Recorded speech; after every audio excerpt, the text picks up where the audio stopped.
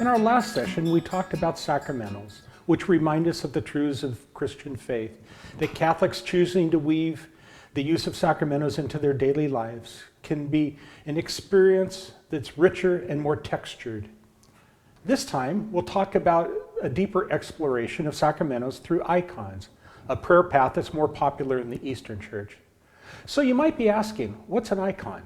The word icon means image and is used to refer to images with religious content, meaning, and use.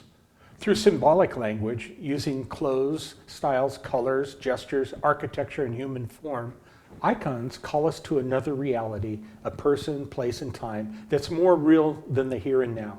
A sacred image, call it a window, to give us a glimpse into heaven. The chief task of an icon is to proclaim the wonder and mystery of Christ, the saints, and Mary, the Mother of God. And since we're using a more orthodox sacramental, let's use the original Greek for Mary, Theotokos. An icon isn't simply the representation of a religious subject. It's a representation with a religious meaning. An icon reminds us of what we are and what we should be. They challenge us to respond to God's grace and to follow the footsteps of those reflected in icons. The people of importance in icons are often depicted as larger than the other people in the icon. In the icon of single saints, the saint is usually depicted with the instrument of his or her salvation. Evangelists are depicted holding the Gospels, and great scripture writers are with a scroll.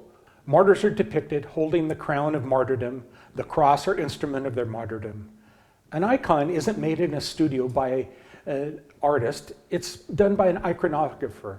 An iconographer prepares the work of icon making by prayer, fasting, and study. The production of icons is a mode of prayer, and icons come from prayer and are to be used for prayer. When an iconographer creates an icon, the term used is write an icon, not paint it.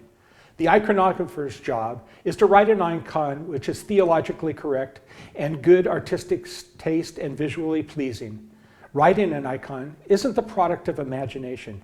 Instead, the icon is created using a prescribed regiment style that's been passed down through the centuries, from facial expressions to the colors used. Here's an interesting piece of trivia. Tradition holds that the first iconographer was actually the evangelist Luke. He wrote the first icon, Theotokos, holding the Christ child. There's a lot of symbolism in icons. Most icons are two-dimensional, mosaics, paintings, enamels, or miniatures. At first glance, an icon might appear to be distorted and unreal. Icons depict silence with no actions displayed, no mouths open. Space isn't defined as three-dimensional, and time is insignificant, as a story told by the icon precludes time and space. The subject of an icon is usually looking straight ahead or at a three-quarter angle and seems to gaze into eternity. The foreheads of the icons are often high and convex to express the power of spirit and wisdom. Eyes are large and pronounced, gazing into heaven, and the nose long and thin, giving the sense of gracefulness. Monks and bishops are given deep wrinkles in their cheeks. A most important physical feature of an icon are the colors used to depict the subject and certain colors used to depict certain ideas.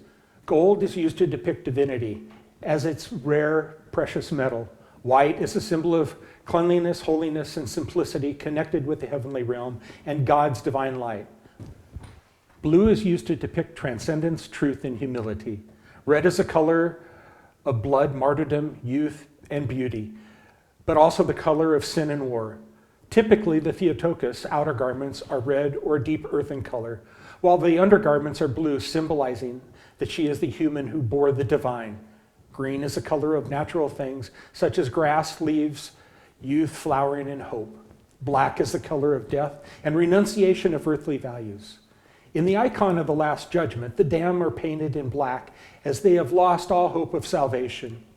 On the icon of the crucifixion, the cave underneath the cross is black, denoting death and despair. Monks are depicted wearing black robes, as black symbolizes a monk's renunciation of all that is vain. An icon is an invitation to enter into contemplation, prayer, and silence. Praying with icons is an ancient prayer practice that involves keeping our eyes wide open, taking it into our heart what the image visually communicates. When praying with icons, the focus isn't on what's seen in the icon, but rather what's seen through it, the love of God. This is a prayer without words, a meditative prayer, with a focus on being in God's presence rather than performing in God's presence. Before meditative prayer or any other prayer, we need to set the stage and choose a place to pray, pick a time to pray, choose a posture for prayer, create a mood for prayer. The last and most important step is creating a mood for entering into prayer. After taking your prayer posture, consciously relax. Take time to be present to the icon, to simply gaze, allowing both your sense of sight as well as the longings of your heart to interact with what the icon presents to you in that particular moment. As you begin prayer, see it as a point of connection with Jesus and the community of saints. As you pray, cultivate an inner attitude of listening. God isn't an idea, and praying isn't an exercise to improve your idea of God. Prayer is the cultivation of the awareness of God's actual presence.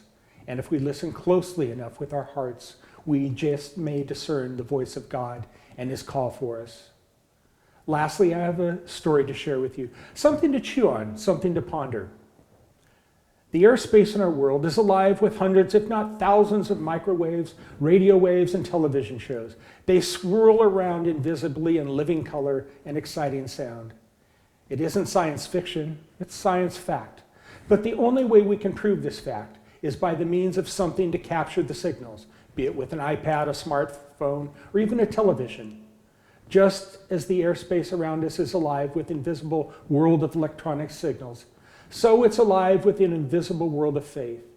Just like capturing electronic signals to get in touch with the visible television world, we need prayer to get in touch with the invisible world of faith. In other words, prayer is a way to open our being, to contrast the most real of worlds, the faith world.